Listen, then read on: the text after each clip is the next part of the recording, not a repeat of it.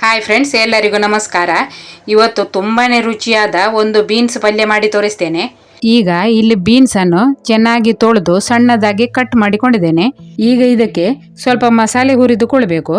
ಅದಕ್ಕೆ ಒಲೆ ಮೇಲೆ ಒಂದು ಬಾಣಲೆ ಇಟ್ಟು ಅದರಲ್ಲಿ 1 ಚಮಚ ಎಣ್ಣೆಯನ್ನು ಹಾಕಿದ್ದೇನೆ. ಹಾಗೆ ಒಂದು 4 ಮೆಣಸನ್ನು ಹಾಕಿದ್ದೇನೆ ನೋಡಿ. ಖಾರಕ್ಕೆ ತಕ್ಕ ಹಾಗೆ ನೀವು ಮೆಣಸು ಹಾಕ್ಕೊಳ್ಳಿ. ಮೆಣಸನ್ನು ಮೊದಲು ಹುರಿದುಕೊಳ್ಬೇಕು.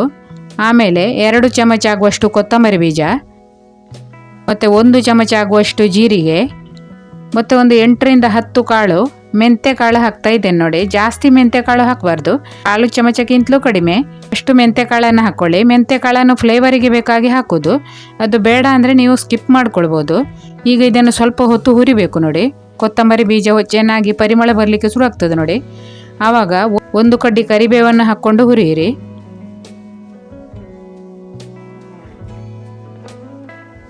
ಕಾಲು ಕಪ್ ಆಗುವಷ್ಟು ತೆಂಗಿನ ತುರಿಯನ್ನು ಹಾಕ್ಕೊಂಡು ಅದನ್ನು ಕೂಡ ಸ್ವಲ್ಪ ಹೊತ್ತು ಹುರಿದುಕೊಳ್ಳಿ. ಈಗ ಒಂದು ಅರ್ಧ ಚಮಚ ಆಗುವಷ್ಟು ಅರಿಶಿನ ಹುಡಿಯನ್ನು ಕೂಡ ಹಾಕಿದ್ದೇನೆ. ಅರಿಶಿನ ಹುಡಿಯನ್ನು ನೀವು ಬೀನ್ಸ್ ಬೇಯಿಸುವಾಗ ಬೇಕಿದ್ರೂ ಹಾಕ್ಕೊಳ್ಬೋದು. ಈಗ ಇದನ್ನು ಚೆನ್ನಾಗಿ ಹುರಿದಾಗಿದೆ ನೋಡಿ. ಈಗ ಇದನ್ನೊಂದು ಪ್ಲೇಟಲ್ಲಿ ತೆಗಿತಾ ಇದ್ದೇನೆ. ಈಗ ಸ್ವಲ್ಪ ತಣಿಲಿಕ್ಕೆ ಬಿಡಬೇಕು. ಅದೇ ಬಾಣಲೆಯನ್ನು ವಾಪಸ್ ಒಲೆ ಮೇಲೆ ಇಟ್ಟು ಅದರಲ್ಲಿ ಬೀನ್ಸ್ ಹಾಕ್ಕೊಳ್ತಾ ಇದ್ದೇನೆ. ಹಾಗೆ ಒಂದು 2 ಚಮಚ ಆಗುವಷ್ಟು ಹುಣಸೆ ರಸ, ರುಚಿಗೆ ತಕ್ಕಷ್ಟು ಉಪ್ಪು ಹಾಕ್ಕೊಳ್ಬೇಕು. ಮತ್ತು ಬೀನ್ಸ್ ಬೇಯಲಿಕ್ಕೆ ಎಷ್ಟು ನೀರು ಬೇಕು ನೋಡಿ ಅಷ್ಟು ನೀರನ್ನು ಹಾಕ್ಕೊಳ್ಬೇಕು. ನಾನು ಇಲ್ಲಿ ಅರ್ಧ ಕಪ್ ಆಗುವಷ್ಟು ನೀರನ್ನು ಹಾಕಿದ್ದೇನೆ ನೋಡಿ. ಈಗ ಒಂದು ಸಾರಿ ಚೆನ್ನಾಗಿ ಮಿಕ್ಸ್ ಮಾಡಿ ಮುಚ್ಚಳ ಮುಚ್ಚಿಟ್ಟು ಸಣ್ಣ ಉರಿಯಲ್ಲಿ ಬೇಯಿಸಿಕೊಳ್ಬೇಕು. ಅದು ಬೇಯುವಷ್ಟು ಹೊತ್ತಿಗೆ ಹುರಿದ ಮಸಾಲೆಯನ್ನು ರುಬ್ಬಿಕೊಳ್ಳುವ.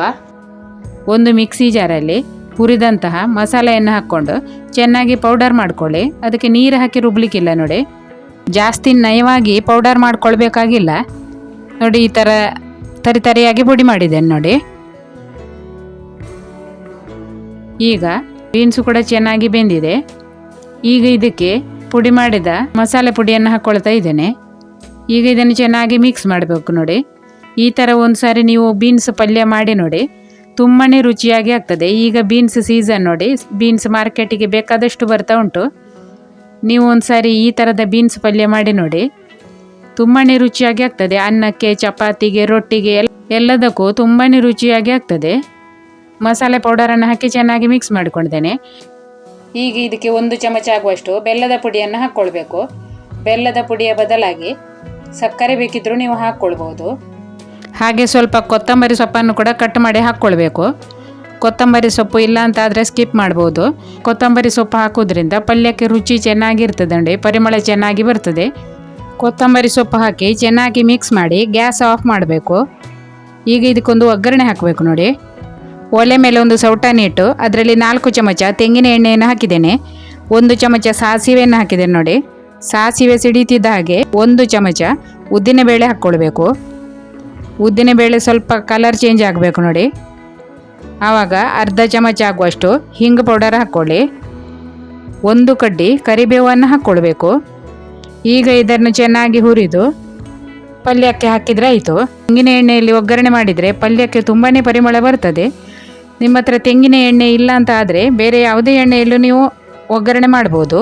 ಈ ಒಗ್ಗರಣೆಯನ್ನು ಪಲ್ಯಕ್ಕೆ ಹಾಕಿ ಚೆನ್ನಾಗಿ ಮಿಕ್ಸ್ ಮಾಡಿ ರುಚಿಯಾದ ಬೀನ್ಸ್ ಪಲ್ಯ ರೆಡಿ ಆಗ್ತದೆ ನೋಡಿ. ತುಂಬಾ ಪರಿಮಳ ಬರ್ತಾ ಉಂಟು.